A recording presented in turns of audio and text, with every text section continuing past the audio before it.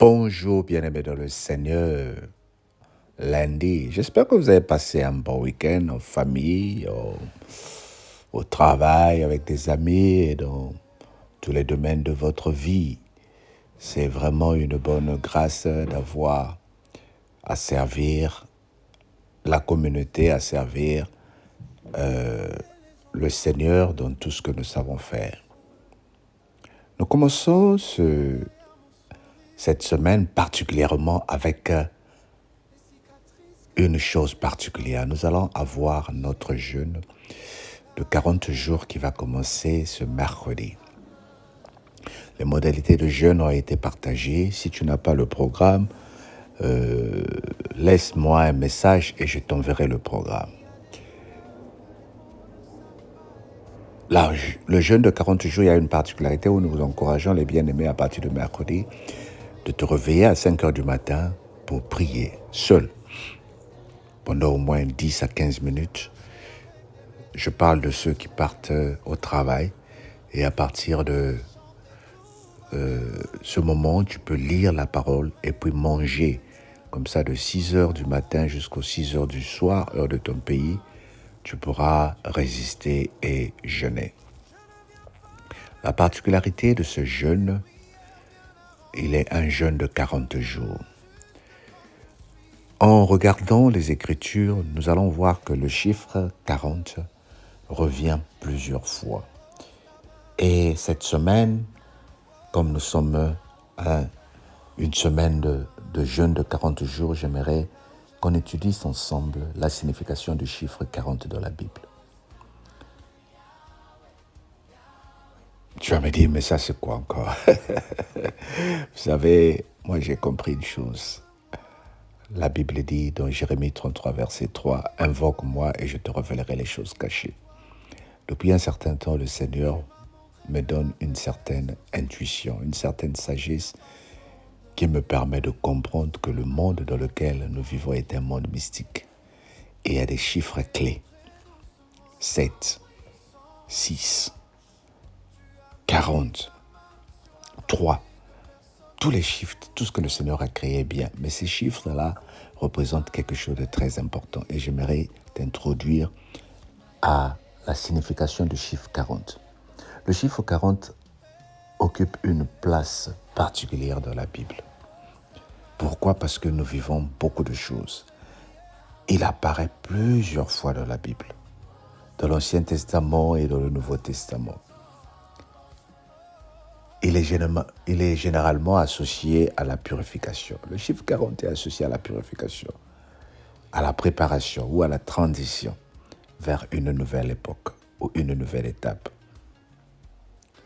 Nous allons donc ensemble cette semaine méditer sur ce chiffre 40. Qu'est-ce que cela veut dire? Alors, j'aimerais t'introduire certains effets qui font allusion au chiffre 40. Il y a le déluge, selon le livre de la Genèse, le déluge de Noé. Dieu envoya son serviteur Noé à préparer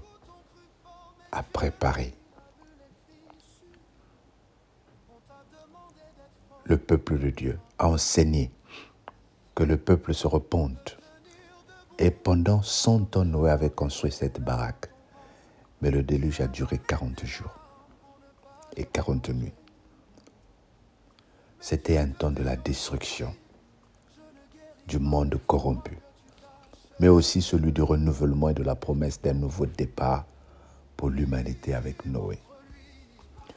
Moïse, sur le mont Sinaï, passa 2 fois 40 jours et 40 nuits.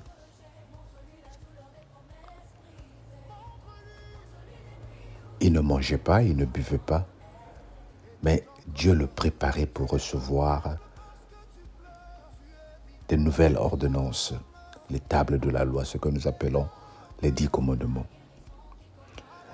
Nous allons aussi voir que les enfants d'Israël, dans le désert, après leur sortie de l'Égypte, ils ont passé 40 ans dans le désert avant d'entrer dans la terre promise. Nombre 14, 33 à 34. C'était un temps d'épreuve, de purification et d'apprentissage de la confiance en Dieu. Nous allons aussi voir le jeûne d'Élie. Le prophète Élie marcha pendant 40 jours et 40 nuits jusqu'à l'Horeb, la montagne de Dieu. Après avoir été nourri par un ange, nous trouvons cela dans 1 Roi chapitre 19, verset 8. Nous allons aussi voir la pénitence de Ninive. Jonas proclama que Ninive serait détruite dans 40 jours, ce qui poussa les habitants à la repentance. Tu trouves cela dans Jonas 3, 4.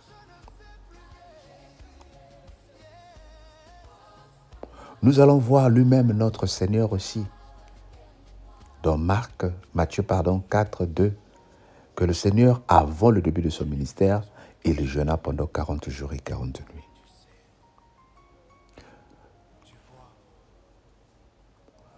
Et quand Jésus a été crucifié, la période de la résurrection et de l'ascension a duré 40 jours avant de monter au ciel. Donc le chiffre 40, dans la tradition biblique, symbolise souvent une période de transition, de préparation. Il s'agit d'un temps nécessaire pour passer d'un état à un autre, d'une ancienne réalité à une nouvelle, sur le regard de la conduite de Dieu.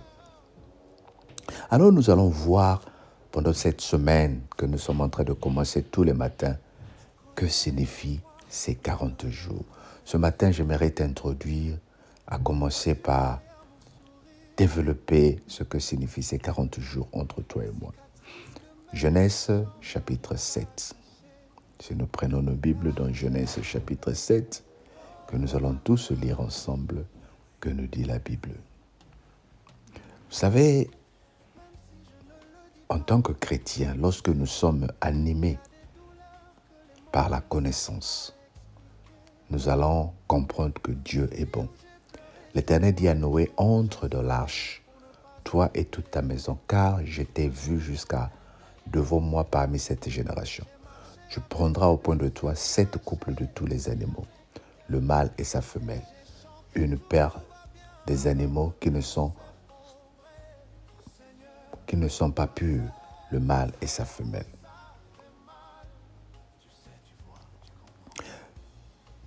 Donc nous sommes en train de, ça c'est Genèse 7, verset 1 que je viens de lire.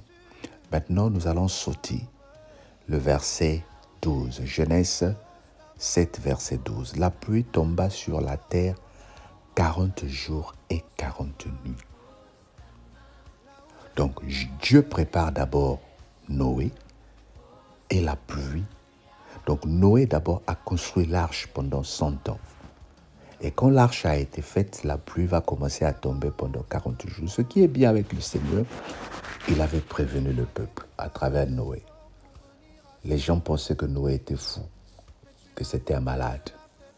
Quand Noé a prêché, les gens se moquaient de lui, un soulard, un fanfaron, quelqu'un qui ne connaît rien, quelqu'un qui est perdu. Mais quand la période de la déluge commença, 40 jours et 40 nuits, la pluie tomba. Nous sommes en train de voir ici, comme j'ai dit, avec le temps de Noé, le Seigneur est en train de faire descendre une période de purification, une période de transition, parce que c'était un monde corrompu, c'était un monde qui aimait la débauche, c'était un monde qui aimait la pagaille. Le Seigneur a dit, je vais transformer ce monde. Tu te demandes pourquoi nous allons jeûner pendant 40 jours. Nous allons jeûner pendant 40 jours parce que c'est un monde de corruption que nous sommes en train de vivre. Nous vivons aujourd'hui un monde où on prêche le mariage entre hommes ou entre deux femmes est normal. Nous vivons un monde où il faut montrer que nous sommes fous pour que nous soyons acclamés, où la nudité ne devient plus privée, mais ça devient quelque chose qui attire tout le monde. Alors, bien-aimé, voilà pourquoi je t'invite à être sensible à l'appel du Seigneur. Le Seigneur t'appelle à ouvrir ton cœur. Le Seigneur t'appelle à te réveiller. Le Seigneur t'appelle à te préparer. Tu n'es peut-être pas obligé de jeûner pendant 40 jours, mais je t'encourage à le faire pour quelque temps. C'est pour ton bien, c'est pour mon bien, c'est pour le bien du peuple de Dieu. Nous avons été appelés à expérimenter sa grâce et sa gloire. Es-tu prêt? Que le Seigneur te bénisse. On se dit à demain. Prions pour que le Seigneur nous donne la préparation dont nous avons besoin. Prie. Seigneur, prépare-moi. Prépare ma famille, prépare mes enfants à expérimenter cette grâce au nom de Jésus. Amen. Que le Seigneur te bénisse. Passe une très bonne journée. Et on se dit à demain. Bye bye.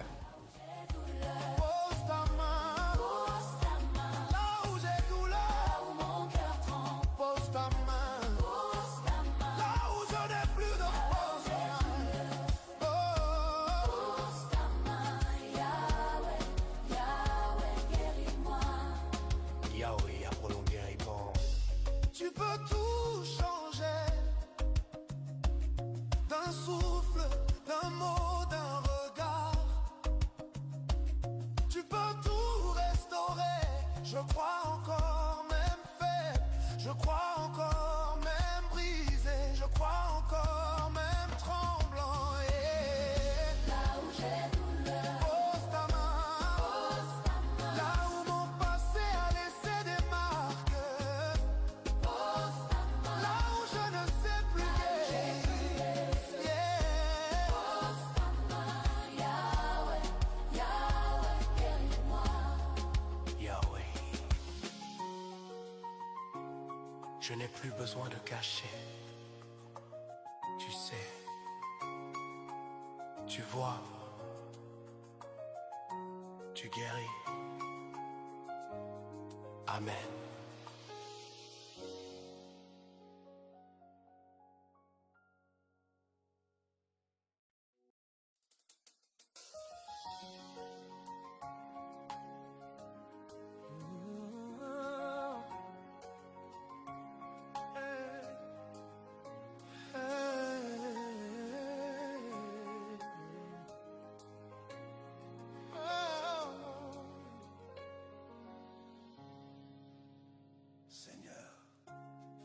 Tu connais les endroits que je ne montre à personne, les blessures derrière mon sourire, les cicatrices que même les chants n'arrivent pas à cacher. Là où j'ai douleur, pose ta main. Yahweh, viens guérir. Même si je ne le dis pas.